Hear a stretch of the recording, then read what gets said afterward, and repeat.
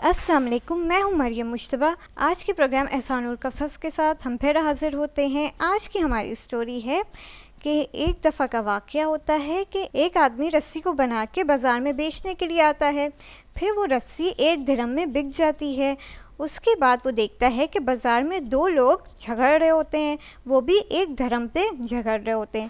تو وہ یہ سوچتا ہے کہ یہ جو 1 درہم کی رسی میں نے بیچی تھی، ان دونوں کو دے دوں تاکہ یہ دونوں جھگڑے کو ختم کریں۔ تو وہ جو ہے نا 1 درہم دونوں کو دے دیتا ہے اور جھگڑے کو ختم کروا دیتا ہے۔ پھر وہ گھر جاتا ہے اور گھر جا کے یہ واقعہ اپنی زوجہ کو سناتا ہے اور کہتا ہے کہ میں نے ایسا کام کر دیا، اس دھرم کو میں نے دے دیا۔ تو اس کی زوجہ بہت خوش ہوتی ہے، لیکن پھر وہ سوچتی ہے کہ گھر میں تو کچھ کھانے کو ہے نہیں، تو اب ہم کہاں سے کھائیں گے؟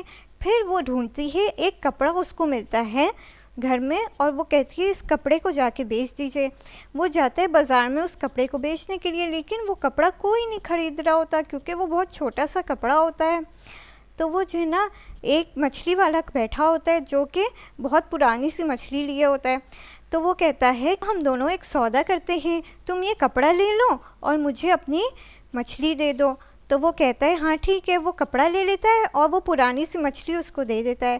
پھر جب وہ گھر میں مچھلی لاتا ہے تو اس کی زوجہ اس مچھلی کو بنانے کے لیے کاٹتی ہے۔ جب وہ کاٹتی ہے تو وہ دیکھتی ہے اس مچھلی میں سے 2 موتی نکلتے۔ پھر وہ اپنے شوہر کو یہ 2 موتی دیتی ہے۔ پھر اس کا شوہر جاتا ہے، وہ 2 موتی بھی بیچتا ہے۔ جب وہ بیچتا ہے اس 2 موتی کو تو اس کے بعد جو اس کے پاس پیسے آتے ہیں تو وہ گھر آ جاتا ہے، تو بہت سارے پیسے ہو جاتے ہیں اس کے پاس۔ پھر دیکھتا ہے کہ گھر میں ایک ساحل آتا ہے جو کھٹکھٹا کے اس سے مانگتا ہے کہ اللہ کے نام پہ مجھے بھی کچھ دے دو۔ تو وہ موتی بیچ کے جتنے بھی پیسے لے کے آتا ہے وہ سارے پیسے اس کے سامنے لا کے رکھ دیتا ہے اور کہتا ہے تم اس میں سے کچھ بھی لے لو۔ تو وہ ساحل اس میں سے کچھ پیسے لیتا ہے اور پھر وہ تھوڑی دور پہ جاتا ہے۔ اس کے بعد واپس پلٹ کے آتا ہے اور کہتا ہے کہ میں ساحل نہیں ہوں، میں تو خدا کا ایک بندہ ہوں۔ میں تو یہ دیکھنے کے لیے آیا تھا کہ جب تمہارے پاس آیا ہے اتنا سارا مال تو تم اس کو کہاں خرچ کرو گے؟ کیا تم دوسروں کی مدد کرو گے یا پھر اپنے پاس ہی رکھ لو گے؟ تو وہ سوچتا ہے کہ خدا ہم سے کتنا زیادہ خوش ہو گیا۔ پھر ہمیں یہ اسٹوری سے یہ معلوم ہوتا ہے کہ صلح کرنے سے اس کو کتنی زیادہ نیکیاں ملی۔ جب اس کو کتنی زیادہ نیکیاں ملی پھر اس کے بعد خدا جو ہے نا جب ساحل آیا تو خدا کی طرف سے وہ ساحل تھا۔ تو ہمیں بھی چاہیے جب بھی کوئی ساحل ہماری گیٹ پہ آئے تو ہمیں یہ سوچنا چاہیے کہ شاید یہ ہمیں خدا کی طرف سے بھیجا گیا ہو۔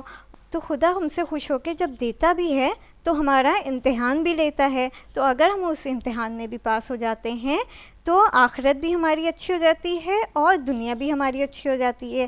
آج کی اسٹوری ہماری یہیں ختم ہوتی ہے۔ اگلی اسٹوری کے ساتھ ہم پھر حاضر ہوتے ہیں، تب تک کے لیے خدا حافظ۔